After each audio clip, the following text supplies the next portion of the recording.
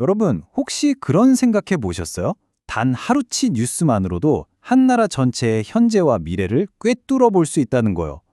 오늘 우리가 살펴볼 날이 바로 그런 날입니다. 2025년 9월 29일.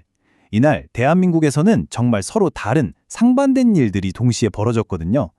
이 사회가 가진 빛과 그림자, 그리고 그 사이에서 어떻게 균형을 잡아가고 있는지 오늘 저랑 같이 한번 들여다보시죠. 자, 그럼 바로 한번 들어가 볼까요? 이 2025년 9월 29일이라는 날이 정말이지 대한민국의 두 얼굴을 동시에 보여준 아주 흥미로운 날이었어요. 한쪽에서는 막 전국적인 축제로 들썩이면서 활기가 넘쳤는데 바로 그 시각 다른 한쪽에서는 국가의 심장이라고 할 수 있는 핵심 시스템이 멈춰버리는 그런 심각한 위기를 겪고 있었던 거죠. 네, 바로 축제와 마비. 오늘 이야기의 핵심 키워드는 바로 이 상반된 두 단어입니다.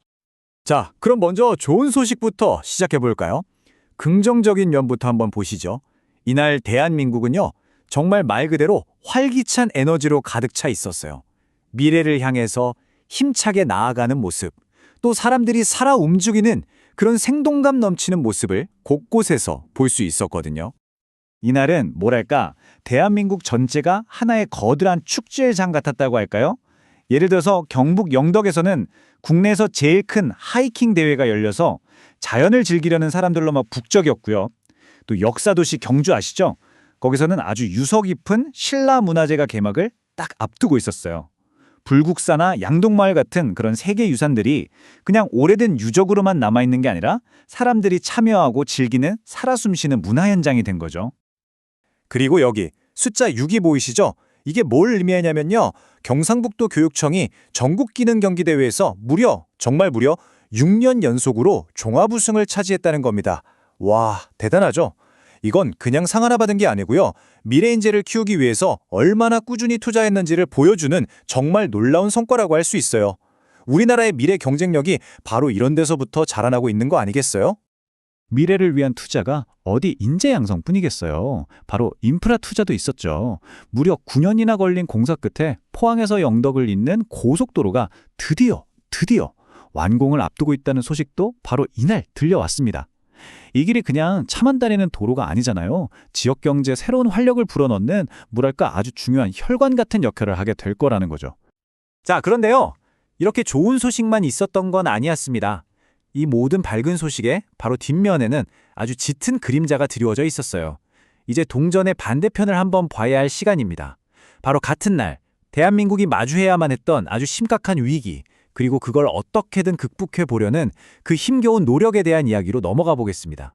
그건 바로 국가적인 전산망 마비 사태였습니다. 생각해 보세요. 국가의 모든 핵심 데이터를 관리하는 곳에 불이 난 거예요.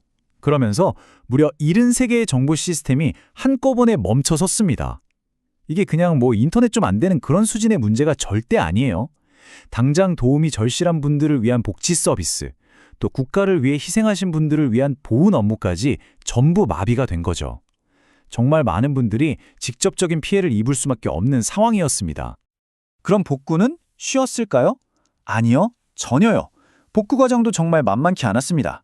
일부 중요한 서비스부터 조금씩 되살리고는 있지만 시스템 전체가 완전히 예전처럼 돌아가려면 앞으로 최소 4주는 더 걸릴 거라고 해요. 결국 이번 사태는 우리나라의 디지털 인프라가 생각보다 취약했다는 걸 그대로 보여준 셈이고요. 이걸 수습하기 위한 길고 험난한 싸움이 이제 막 시작된 거죠. 국가 시스템이 시험대에 오른 건 이뿐만이 아니었어요. 다른 곳에서도 위기는 계속되고 있었죠. 바로 대규모 산불로 모든 걸 잃어버린 이재민들을 돕기 위한 특별법이 국회를 통과했다는 소식입니다. 물론 전산망 마비랑은 성격이 좀 다른 재난이죠. 하지만 국가적인 위기에 맞서서 어떻게든 공동체를 다시 일으켜 세우려고 한다는 점에서 회복이라는 똑같은 숙제를 안고 있다는 걸 보여주는 사건이었어요. 자, 그럼 여기서 한 걸음만 더 들어가 볼까요? 이런 사건들을 겪으면서 사람들은 이런 생각을 하게 된 거죠. 이거 그냥 위기 대응만 잘하면 끝나는 문제인가? 아니라는 겁니다. 우리 사회의 아주 근본적인 시스템 자체가 과연 안전한지에 대한 질문을 던지게 된 거예요. 안전 문제, 보건 문제, 그리고 국가 운영 시스템 전반을 다시 한번 점검해야 한다는 목소리가 아주 커진 하루였습니다. 네, 바로 이 질문이 핵심인 것 같아요. 만약에 국가의 정말 중요한 시스템이 멈춰버린다면 그때 우리들의 안전은 과연 누가, 어떻게 보장할 수 있을까요? 이 질문은요, 특히 우리나라 에너지의 심장이라고도 할 수 있는 원자력 발전소의 안전 문제로까지 이어집니다. 월성 원자력 발전소에서요, 냉각제 같은 걸로 쓰이는 중수라는 물질이 자꾸만 그것도 반복적으로 새어나오고 있다는 사실이 알려지면서 사람들 불안감이 굉장히 커졌습니다. 이건 그냥 기술적인 결함이 좀 있었네 하고 넘어갈 문제가 아니에요. 국가의 핵심 시설 자체를 믿을 수 있느냐 없느냐 신뢰의 문제로 번진 거죠. 도대체 어떻게 안전에 확보할 거냐, 빨리 대책을 내놔라, 이런 목소리가 높아질 수밖에 없었죠. 자, 한편 국회에서는 무슨 일이 있었을까요? 바로 2025년도 국정감사가 시작됐습니다. 근데 첫날부터 의대 정원 확대 문제처럼 아주 민감하고 뜨거운 보건의료 현안들이 테이블에 올랐어요. 근데 여기서 좀 흥미로운 점이 뭐냐면, 보통 이럴 때 여야가 막 싸우잖아요. 근데 이번엔 서로 대립하기보다는 초당적으로 협력하자, 국민을 중심에 두자, 이렇게 목소리를 냈다는 거예요. 국가 시스템의 또 다른 한 축인 정치가 이런 위기 상황을 어떻게 풀어가려고 하는지 그 방향을 살짝 엿볼 수 있는 대목이었죠. 자, 그럼 이제 흩어져 있던 이 조각들을 하나로 모아볼 시간입니다.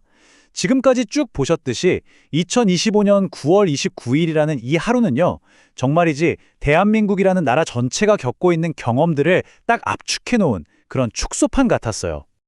한번 정리해볼까요? 한쪽에서는 신나는 지역 축제가 열리고 미래를 향한 새 고속도로가 뻥 뚫릴 준비를 하고 있었죠.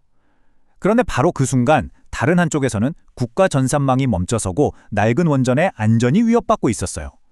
미래를 이끌어갈 인재를 키워내는 뿌듯한 성과 뒤에 당장 눈앞에 닥친 현실의 위기가 동시에 존재했던 겁니다. 바로 이 팽팽한 긴장감, 그 속에서 어떻게든 균형을 잡으려는 모습, 이게 바로 이날의 핵심이었던 거죠. 그래서 결국 이날의 대한민국을 한 문장으로 딱 요약하면 이렇게 말할 수 있을 것 같아요. 다층적인 사회 변동 속에서 협치와 성장의 방향을 모색하는 하루였다고요. 정말 수많은 도전과 기회가 막 섞여 있는 속에서 어떻게든 서로 협력해서 위기를 넘고 또 성장의 길을 찾으려고 애쓰는 그런 노력이 계속되고 있었던 겁니다. 자, 마지막으로 여러분께 이 질문을 한번 던져보고 싶습니다. 이렇게 성공과 실패, 축제와 위기가 한나라시에 벌어지는 모습을 보면서 우리는 한 국가의 진짜 힘, 그러니까 그 회복 탄력성에 대해서 과연 무엇을 배울 수 있을까요?